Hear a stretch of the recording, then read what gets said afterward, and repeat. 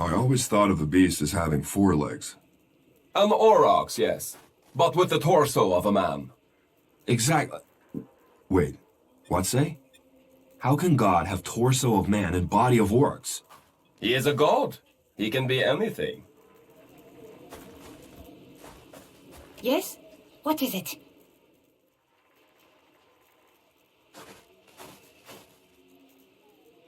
Do you jest? Or was that your idea of an insult? It clearly represents Rimergand, the beast of winter, the final god. Obviously.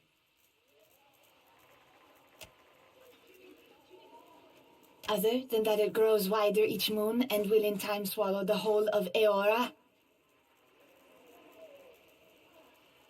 Not particularly. From my mother. She taught me many things. To shape the ice, to hone an obsidian blade, to clean the carcass of a seal. I am a creature out of place. Few respect art in the white that wins if it doesn't serve a function, if you can't carry it with you. Elsewhere, there would be little interest in an artist whose work is made to melt. Only here is its impermanence understood. Here, the final song crescendos into its final verse. Vatnir. He can often be found in the hut up the hill. His features will identify him. He bears the touch of Rimergand.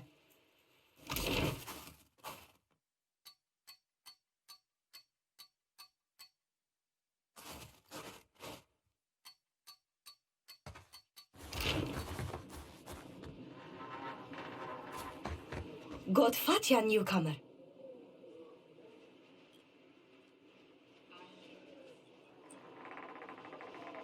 I trade in the harvest of the sea, always bountiful, all fresh caught. Though it being so cold here, fresh stays fresher than fresh. See anything that interests? It is not ice all the way down, newcomer. They may come out a bit hard and cold, but for that we have the fire, yeah? We have plenty of food back on the boat. Down, boy. You say down, as if this isn't north of the white that wends. This is the end of the world, the culmination of all things, the final chapter of the final book. What fool would not want to be here? Take a look for yourself.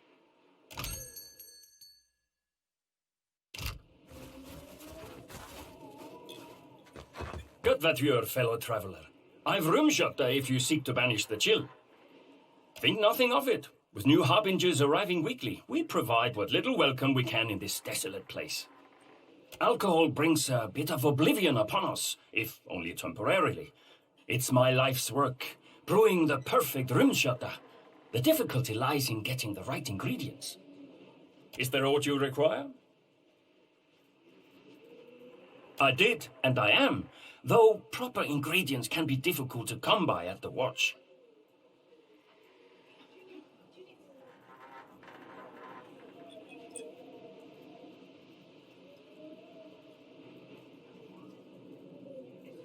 No, I do not. We brew Riemschotter not merely for its taste, but as a ward against the deadly cold. It serves well enough along the coast of the White, but further south, or here at the Watch for that matter, well, it could be improved. I've seen machines striding the icebergs, kif-shaped things of metal, little impacted by the chill. I suspect them filled with some substance that keeps them warm. I've more than half a mind to add a little of that, whatever it is, to the latest batch. I would be indebted. I've not been a warrior for many years, and the machines bear weapons and shields. Were you to harvest fluid from one of them, I would happily compensate you for it, in coin or trade. I'll accept as much of the stuff as you can bring me. I'm sure I can find some use for it. A boat?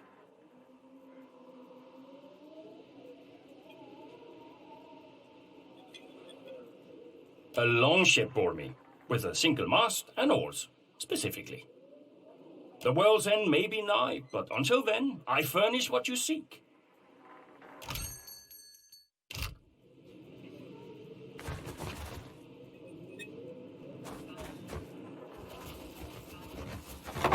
Vadir, you must be our honored guest. Vatnir said to expect you. Not that he said I should expect so many. No matter, room will be made. If there is anything you require, you need but ask. I will strive to deliver. Oh, and before I forget, a welcoming gift.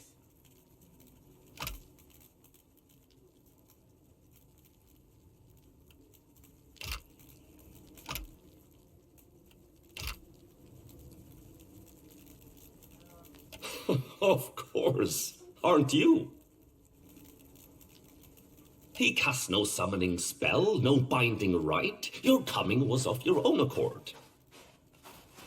Death walks in hand with life in the white that wends. The priests of the wheel would have you believe they follow one after the other. It is not so. I found a rift once, at the bottom of the world, and in it a camp, a clan's worth of Glamfellan, huddled and still. Their stories, their blood, their ambitions, none persevere. I chase not the end, but accept its inevitability. It is a thing to be celebrated, like the ending of an epic finally sung. Vatnir understands that, so I follow his lead. Come, come, shake off the snow, warm yourself at the hearth. What I have is yours, for trade or coin, until the end comes.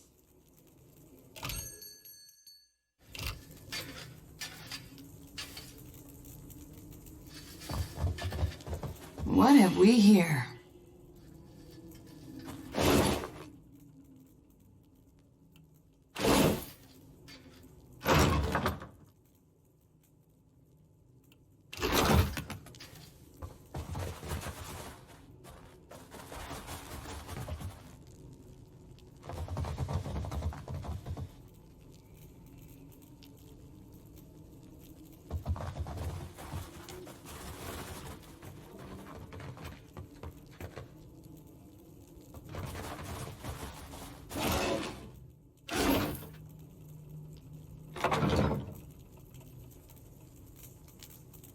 Look, there is something over there.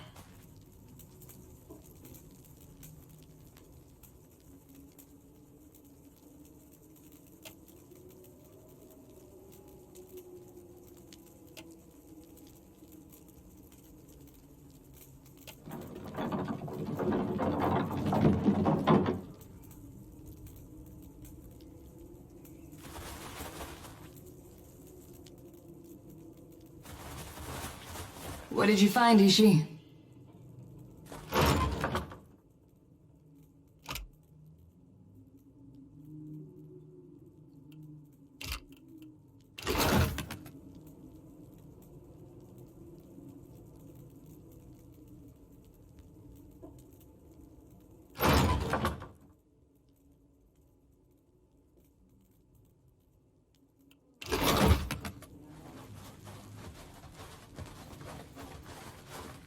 And why shouldn't we fear death? What offers death save erasure?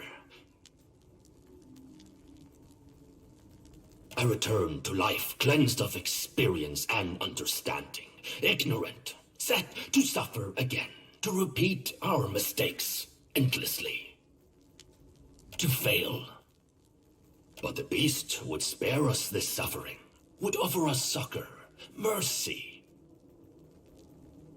But it seems our guest has arrived. Come, Dusk Speaker, join our circle. Look upon the Dusk Speaker and be glad, brothers and sisters, for she heralds an end to your suffering.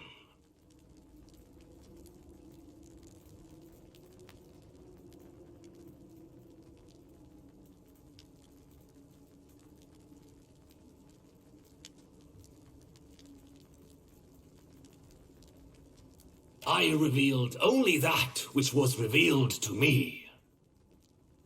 I present to you the Watcher of Cad Nua, mother of the Defiance Bay riots,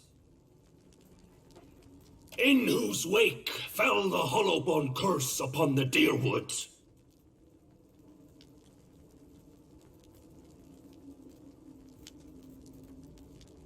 Who dethroned Lord Radric, rightful Thane of Gilded Vale, plunging that land into anarchy.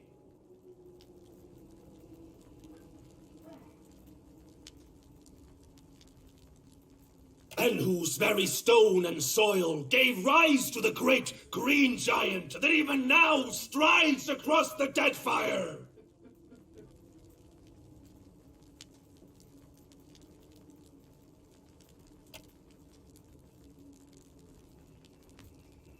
Full glad are they to see you, Watcher, for they came to pay homage to Rimmergant and bear witness to the final dissolution of Eora by his hand. Your coming fulfills prophecy. Wheresoever strides the Dusk Speaker, so falls falsehood, torn away.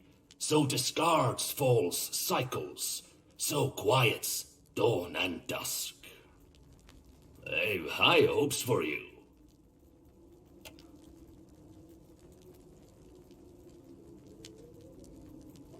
I think perhaps more to put your role in it to the test.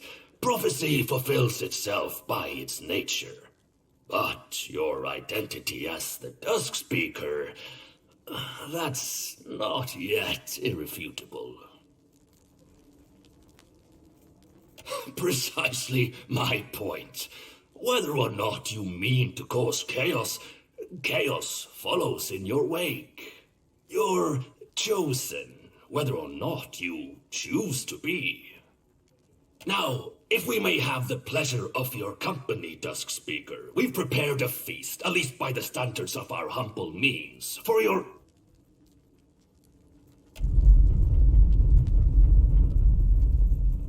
The messenger returns! Go forth and bear witness to his message! Don't leave me behind! He's here for me! Such majesty!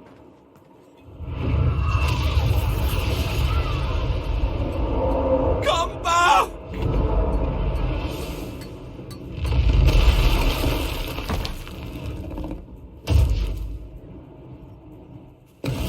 Madiko, these people are mad.